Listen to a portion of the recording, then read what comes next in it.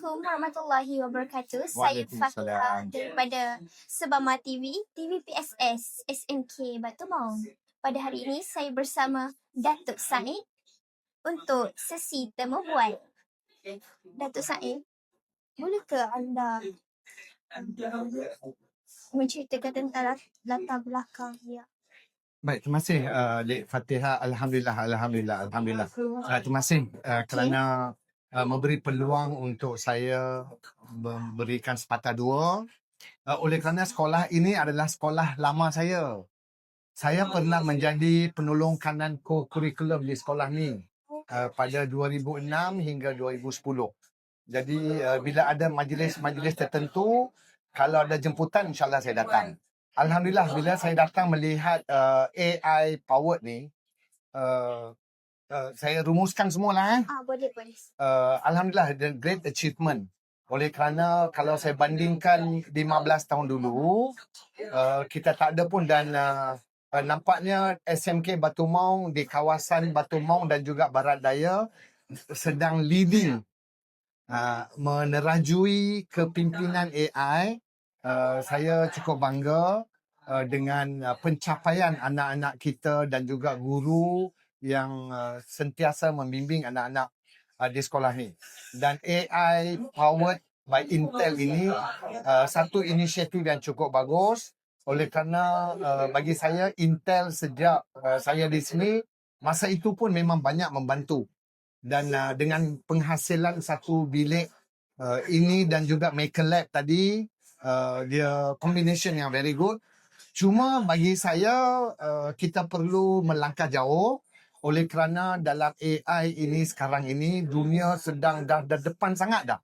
Pada tahun lepas saya bawa beberapa orang pengetua guru besar ke China, ke Chongqing. Saya melihat pencapaian AI di China is far more advanced. Di China secara keseluruhan lah. Alhamdulillah, dan kita sekarang ni sedang menuju ke arah itu. Cuma kita tak boleh hanya harapkan kemajuan kita ataupun pembangunan di sekolah saja. Kita di luar ni, parents kita kena turut bantu, community kena bantu, semua ni kena bantu.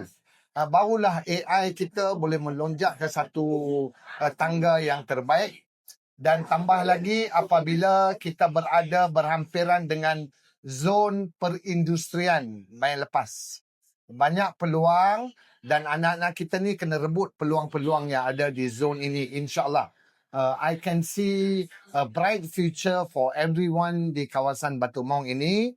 Kita berdoa agar our parents, our community, our stakeholders, semua ni boleh membantu membangunkan AI generated powered by Intel ini ke satu tahap yang lebih tinggi.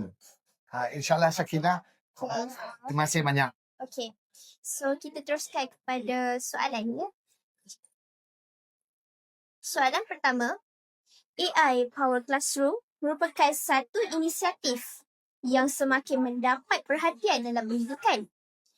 Pada pandangan Tuan, apakah peranan AI Power Classroom dalam menyokong pelaksanaan dasar pendidikan digital Kementerian Pendidikan Malaysia? Dasar pendidikan digital yang di champion by Yang Amat Berhormat Perdana Menteri sejak beberapa tahun ini dan juga disambut oleh Kementerian Pendidikan Malaysia. Sebenarnya dasar ini adalah amat bertepatan. Dan AI Classroom ini saya pernah menjadi pengetua di SMK Bukit Jambul pada 2018. Dan pada ketika itu SMK Bukit Jambul sudah pun bercakap mengenai Makers Lab. Just imagine 8 years ago. Sudah bercakap dan memang kami ada Makers Lab One Classroom. Dah ada dah masa tu. Dia sekarang ni sampai di Batu Maung. So sebenarnya we are already a bit behind lah dalam aspek ini ya. Kita perlu melangkah jauh lagi. Dan pada bulan 10 insyaAllah saya ada satu lagi program di Singapura. Dan itu pun mengenai AI juga. Dan kita kena memang advance lah kena ni. Okey. Kita teruskan kepada soalan terakhir. Selepas melihat demonstrasi AI Power Classroom di SMK Batu Maung, Pada pandangan Tuan, apakah elemen yang boleh dicontohi oleh sekolah-sekolah lain di Malaysia bagi memperkasakan penggunaan AI dalam pengajaran dan pembelajaran?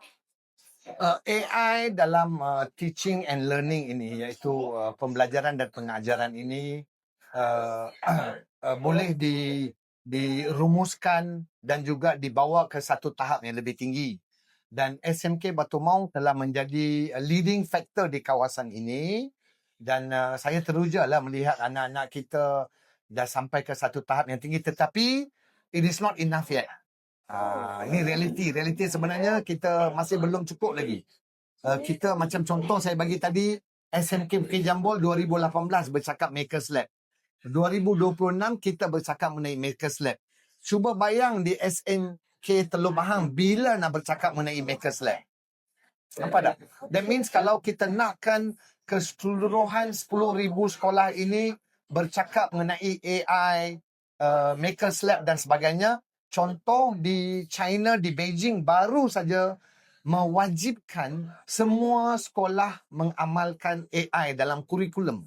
Di China dah diwajibkan dah. Kan? So we must kena work harder, dan semua sektor swasta di sekeliling kita ini perlu membantu. Ambil contoh seperti Intel, tanpa lesu dia bantu kita untuk upgrade. Jadi contoh ini semua NGO dan juga GLC yang ada di Bayan Lepas Batu Maung ini perlu berganding bahu dengan sekolah-sekolah di sekitar sini untuk membangunkan AI dalam classroom. Very good initiative. Tahniah kepada anak-anak pelajar di SMK Batu Maung, dan tahniah kepada semua guru yang terlibat. Terima kasih. Itu sahaja untuk soalan hari ini. Terima kasih Tuan atas perkongsian anda. Semoga lepas kita dapat bertemu lagi. Terima kasih.